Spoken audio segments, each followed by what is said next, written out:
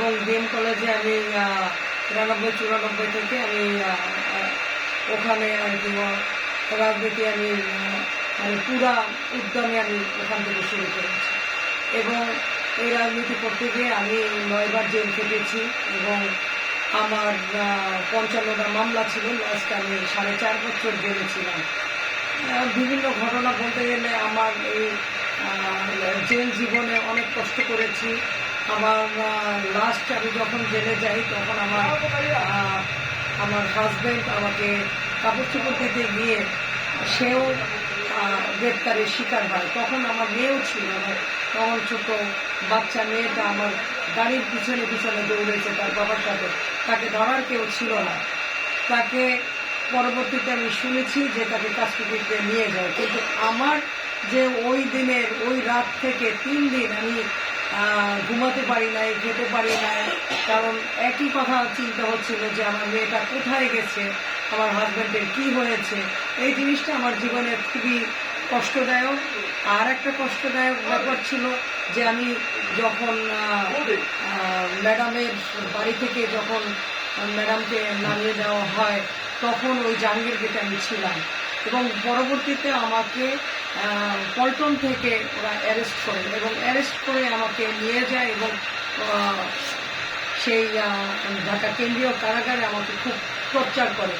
পরবর্তীতে আমাকে ম্যাডাম নিজে শিমুল ভাইকে দিয়ে আমাকে মুক্ত করে এবং তার বাসায় আমাকে নিয়ে যায়।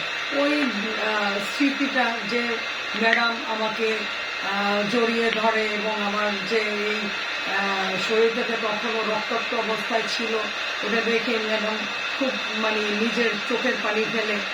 ওই দৃশ্যগুলো এখনো আমার মনে পড়ে, আমার খুব খারাপ লাগে। আজ আমার ম্যাডাম অসুস্থ, আমি ম্যাডামের সুস্থতা কামনা করছি। আমি চাই ম্যাডাম আবারও সেই সুস্থ হয়ে আমাদের মাঝে ফিরে আসুক এবং আমাদের এই বাংলাদেশের নেতৃত্ব দিক। ম্যাডামের কথা মনে পড়লে ম্যাডাম আমাদের মতো তৃণমূল থেকে যে উঠে আসা নেতৃত্বকে সে সবসময় মূল্যায়ন করেছে এবং আমরা চাই ম্যাডাম আগামী দিনেও আবার সেই তার নেতৃত্ব এবং যে জনগণের জন্য 18 কোটি মানুষের জন্য যে সে গণতন্ত্রের জন্য যে যুদ্ধ করেছে, সে কোনোদিন মাথা নত করেনি, যে বারবার সে প্রমাণ দিয়েছে তার আপসীন নেত্রী, সেই আপসীন নেত্রী সে গণতন্ত্রের জন্য যুদ্ধ করেছে এবং আগামী দিনের বাংলাদেশে সেই গণতন্ত্র তার হাতেই প্রতিষ্ঠিত হোক এবং গণতন্ত্র জনগণের কাছে ফিরিয়ে দিক, এটাই আমাদের কামনা। ম্যাডাম যাতে সুস্থ হয়ে আসে। আসলে নারীরা পিছিয়ে আছে, নারীদেরকে যথাযথ জায়গায় মূল্যায়ন করা হয় না। প্রতিবারই নারীদেরকে পুরুষের কাতারে ফেললে তখন একটা নারী যখন একটা পুরুষের চেয়ে বেশি কাজ করে তার নেতৃত্বের যে জায়গাটা থেকে যে যখন সে এগিয়ে আসে তখন যদি তাকে মূল্যায়ন করা না হয় তখন সেই যে নেতৃত্ব দেয় সেই তার মন ভেঙে যায় এবং একজনকে যদি ওইরকম অবমূল্যায়িত করা হয় আর একটা নারী সেই জায়গা দেখে আর ফিরে আসতে চায় না, যার ফলে নারী নেতৃত্ব সবসময় পিছিয়ে থেকেছে। কারণ নারীদেরকে মূল্যায়ন করা হয় না, নারীদেরকে যথাযথ জায়গা দেওয়া হয় না, যার ফলে নারীরা এই জায়গাটাতে আসতে চায় না। আমার কথাই ধরেন, আমি আজকে এত কষ্ট করে এইখানে এসেছি, কিন্তু আমাকে সেই জায়গা দেওয়া হয়েছে? আমি কি সেই জায়গা পেয়েছি?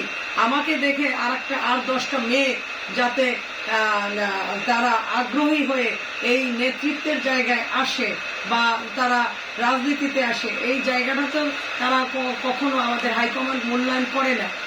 আমরা দেখেছি আমাদের দলে বলেছে আরপিওতে আছে 33% এবং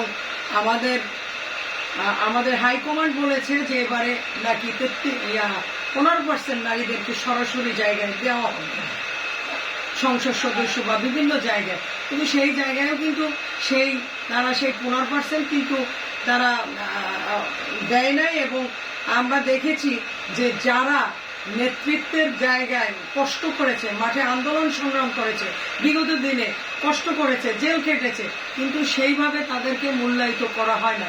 আমরা বিভিন্ন জায়গায় দেখেছি যারা এই আপনার এইবারের সংসদ সদস্য যারা এসেছে, আমরা দেখেছি তাদেরকে আমরা এই 17 বছর অনেককেই আমরা মাঠে দেখি না, অনেকেই আসছে যারা মাঠে ছিল না, অথচ এই আমাকে দেখে আমি এই 17 বছর একটা দিনও আমি এই বাসায় ঘুমাতে পারি নাই, আমি বাসায় থাকতে পারি নাই, আমি 9 বার জেল খেটেছি, আমার 55টা মামলা ছিল, 4.5 বছর আমি জেলে ছিলাম।